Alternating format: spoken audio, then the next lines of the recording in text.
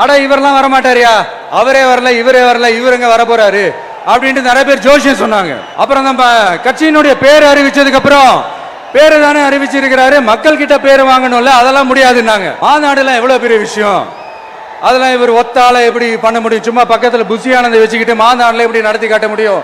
அதெல்லாம் அவங்களால முடியாது. அப்புறம் மழை பெஞ்சிரும், மழை பெஞ்சு எல்லாத்தையும் கெடுத்துரும். ஏன் என் கூட இருக்கிறவங்களே கூட தான் சொன்னாங்க.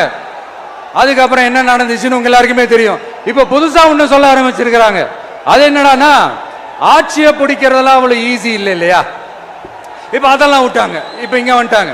இவர் நேரா ஷூட்டிங்ல இருந்து வருவாராம், வந்து ஆட்சியை பிடிப்பாராம். அது எப்படி இவராலே முடியும்? அவராலேயே முடியல, இவராலேயே முடியல. அவருக்கு அத்தனை வருஷம் ஆச்சு, இவரால எப்படி முடியும்? ஒரு பக்கம். இன்னொரு பக்கம் கூட்டம்லாம் ஓகே தான், அது எப்படி ஓட்டா மாறும் அப்படின்றது இன்னொரு பக்கம். இப்படி கதை, திரைக்கதை, வசனம், இயக்கம், பாடல்கள்,